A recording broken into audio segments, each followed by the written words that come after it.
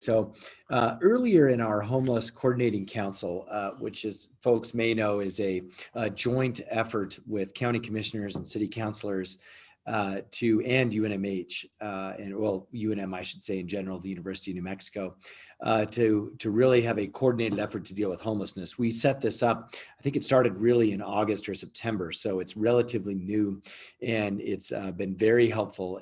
And it's starting to bear some real fruit. We did announce today that we are moving forward to negotiate the purchase of the Gibson Medical Center.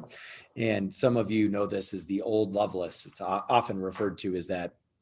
And it is about a 500,000 square foot facility that, of course, used to house the old Lovelace Hospital that I know many people visited for decades, including myself, family members and whatnot over there. And it's also, of course, right next to the VA. Now, voters overwhelmingly approved the city's investment that council also passed of $14 million into a gateway center. And we've since been working on this with nonprofits and advocates who are all part of this Housing Coordinating Council. And the concept, of course, that we all agree on is actually a network. It's a network of centers and a multi-site approach. Now, we do know that we still need one site to start with that is 24/7, right? That someone can go to either voluntarily with mental health issues, behavioral health issues, and homelessness, and even a place for first responders to take folks suffering from any of those afflictions. And until we have that 24/7, we're going to continue to see huge challenges when it comes to homelessness. And so this is an argument that I've made publicly hundreds of times. So happy to certainly flesh that out further if this is news to anyone, but hopefully it's not. And, you know, folks might remember that we agreed on sort of this need of a whole continuum of care and a system and a network that is in concert with other forms of government. And we really set that up through this coordinating committee. And then we did kind of come full circle and say, okay, now we still need a place where we can do all this, or multiple places where we can do all this. And we do want to have multi-sites. Right now, our only choice has been the West Side Housing Center. And of course, as a reminder, that is a 45-minute drive. And it's an old jail. It was truly designed just for emergency shelter beds in the winter and at night. Now, we've been keeping it open 24/7 since the pandemic hit and providing food out there, but that is all new. None of that was happening 3 years ago. And we also hired a medical director that's housed out there, which does provide testing. These are things very few cities are able to offer. We are. We, of course, also have about 630 people in total that we are housing. That is at least triple any, or at least double any number that we've recorded in the past. And that includes 5 hotels that we are utilizing for homeless folks. So the need is absolutely clear that we have to do something about this, both short-term and long-term. And this Lovelace facility is large enough. Of course, it also houses the emergency COVID hospital. So these are all good things that we think will just be an asset for Albuquerque metro area, Bernalillo County in the long run. So we are, again, moving to purchase that. It is a real estate negotiation. And so there are legalese and confidentialities involved in that. So I'll address what questions we can, but some of those are, of course, just part of a natural negotiation process. Now, we know also that a real benefit to this concept is originally the idea was, well, let's build a new center or a few new centers. And as we looked at that, of course, there's 2 obvious challenges with that. Number one, it takes more time to build something new, right? And the urgency is now for every one of those individuals and every one of their family members who needs help. It also meant that, you know, we had a situation where we could use an existing facility and save that time. And the question was, well, what possibly could we use that would actually be helpful? And Lovelace, the old Lovelace, is really the only answer to that. This, at least, is a facility that we can utilize in months, not years. every single other option would be years down the road. So for us, I think this is just more important now than ever.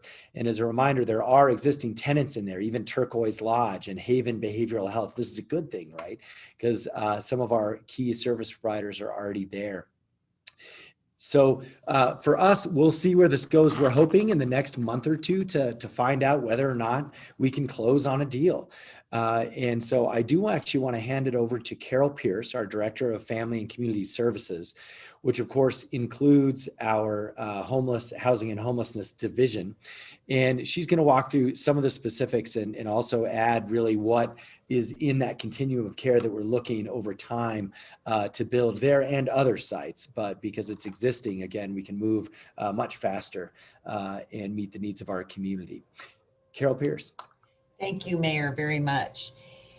Yes, through the Homeless Coordinating Council, it's really taking shape as this coordinated framework, identifying gaps and identifying high impact strategies, is really looking at what's needed to really address the needs of homelessness in our community. And I'm really grateful for all the work of the committees in the Homeless Coordinating Council. And I think this began quite some time ago about really listening to the community and knowing that this multi-site strategy is what will work best in our community in this system of care. And so what we do know that we don't have enough emergency beds. And as the mayor said, we've got the West Side. And I think we've seen this hands down in the response to this COVID pandemic. While we are providing emergency shelter for about 630 people right now, we're doing that in partnership with the county, the state, UNM. It's really a collective community effort to provide this safety net. So I think that's really highlighting this need for emergency beds. I'd also like to say, as we will know more, I mean, we've heard a lot, is homelessness rising in our community? I know we do see people on our streets and the fact that we're filling up these emergency beds, but we will know more precisely when the point in time count is done in January of 2021, right around the corner. And that is something all communities across our nation do every other year to really understand and go to shelters and go on the streets to conduct that survey. So the Gibson Medical Center, while it is being used right now to really provide part of that system of care for people who are impacted by COVID, and that's been a great piece of this puzzle that we're all solving for. And in that building, in the size of that building, it provides many opportunities to really relieve some of the pressure that we're feeling in our system and provide an outlet for some of those services. So our services committee, part of the Homeless Coordinating Council, has identified a lot of those. We've often talked about the need for something 24/7, where first responders or a person could go get out of the elements and be safe and be housed and have food. We know that on-site medical and behavioral health services are really important. And we've learned that out at the West Side. It's just a little complicated because of the distance to get out there. We also know, again, emergency beds are really important. And we're excited about the linkage and the system that's created there by Gibson Medical Center, with Turquoise Lodge being in there, Haven for Hope, two really important behavioral health providers. And we know that we have much need for behavioral health and addiction services in our community. I think the proximity to the Veterans Administration Hospital is a really great opportunity to figure out, again, how we work with the Veterans Integration Center and our veterans who may be experiencing homelessness to meet their needs. So ultimately, we always talk about when somebody is without a home, the pathway is to really find out what kind of housing can best meet their needs. And that is, it's a part of our current hotel system that we're doing with our partners, as it would be a part of the Gibson Medical Center as we use that to really expand these services. So it's a key piece of the strategic puzzle to address the needs of people who are homeless. And I think that it will really be a great location, an existing location in our community in the Southeast Heights. And thank you very much. Thanks so much, Carol. Really appreciate that. And yeah, I just want to emphasize the potential thesis for this facility, from that critical 24/7 drop off that we need. But on-site services, as Carol mentioned, also short-term shelter, but a pathway to permanent housing. And that's always the key. But you have to have that pathway. You can't just go right to housing. And I think that's a complicated part of the puzzle that this may actually help us really resolve. And so we're optimistic. So we'll see if the sellers will let us buy it.